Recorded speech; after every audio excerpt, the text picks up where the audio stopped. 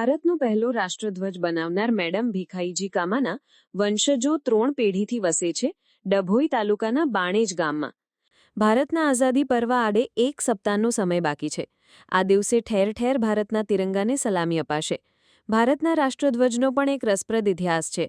ભારતનો પ્રથમ રાષ્ટ્રધ્વજ બનાવનાર મેડમ ભીખાઈજી કામા હતા અને તેમના વંશજો પૈકીનો એક પરિવાર વડોદરા જિલ્લાના ડભોઈ તાલુકાના બાણેજ ગામમાં રહે છે. મનેશભાઈ કામાના દાદા દોરાબજી મેડમ ભીખાઈજી કામાના પતિ રુસ્તમજી કામાના પરિવાર સાથે સંકળાયેલા હતા, જે 20 વર્ષ સુધી સરપંચ રહ્યા હતા. ભીખાઈજી કામા મુંબઈના હતા અને તેમના લગ્ન મુંબઈના વકીલ રુસ્તમજી કામા સાથે થયા હતા. રુસ્તમજી કામાના પરિવારના મૂળ ભરૂચમાં હતા. ભીખાઈજી કામાના શ્વસુર પક્ષના હતા. સયાજીરાવ ગાયકવાડે બાણેજ ગામમાં 450 વીઘા જમીન આપી હતી. તેઓ આ ગામના 20 વર્ષ સુધી સરપંચ રહ્યા.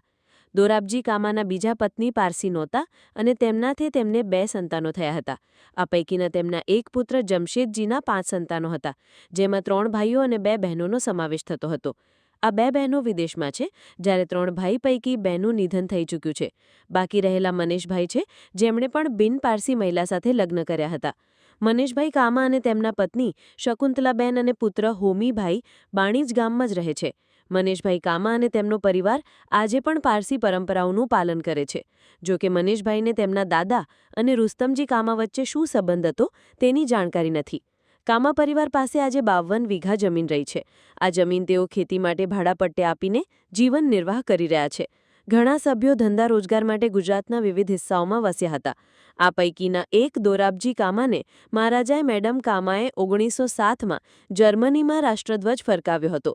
ભારતનો પહેલો રાષ્ટ્રધ્વજ 1906માં કોલકાતામાં લહેરાવવામાં આવ્યો હતો. વર્ષ 1907માં મેડમ ભીખાઈજી કામાએ જર્મનીના સ્ટુટગાર્ટ શહેરમાં ધ્વજ લહેરાવ્યો હતો.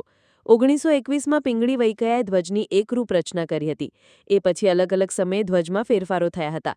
તારીખ 22 જુલાઈ 1947ના રોજ બંધારણીય સભાએ અત્યારના તિરંગાને ભારતીય રાષ્ટ્રધ્વજ તરીકે માન્યતા આપી.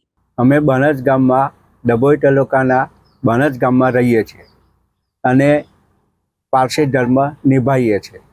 અમારા પૂર્વજો ભીખાજી કામાના અમે વંશ વારસો છે. એનું અમને ગૌરવ છે અને દેશ માટે અમારા પારસી સમાજે જે સેવા આપી, યોગદાન આપ્યું, એનું અમને ગૌરવ છે અને અમે પણ એ યોગદાન આપવાની કોશિશ કરીશું. ક્યારે આ રાષ્ટ્રધ્વજ પહેલો અમને ફરકાયો હતો? 1906માં. પછી જર્મનીમાં. અમે હાલ બાણેજ ગામમાં રહીએ છીએ અને બાણેજ ગામ ડભોઈ તાલુકાની અંદર આવેલું છે, વડોદરા જિલ્લો.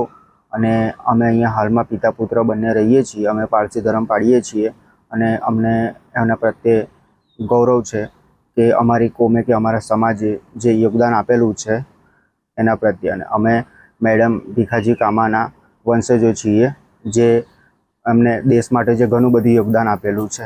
જેમને જર્મનીમાં 1900ની સાલમાં એમને ઝંડો ફરકાવેલો હતો અને એમનું અમને ઘણું ગૌરવ છે કે દેશ પ્રત્યે એમને આટલું બધું સહાય કે યોગદાન કરેલું છે. પહેલો ઝંડો છે ભારત માટે? હા, પહેલો ઝંડો છે. ક્યાં ફરકાયો? જર્મનીમાં.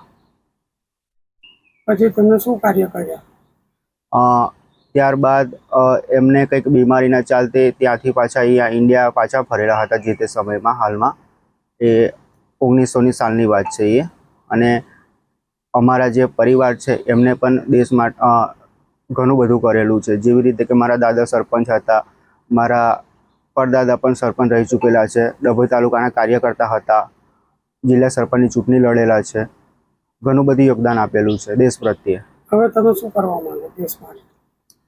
અમે હાલમાં દેશ માટે તો અમે સેવા કરીએ જ છીએ. હાલમાં સરપંચની સાથે અમે જોડાયેલા જ છીએ અને એમને ઘણો સહાય કરીએ છીએ.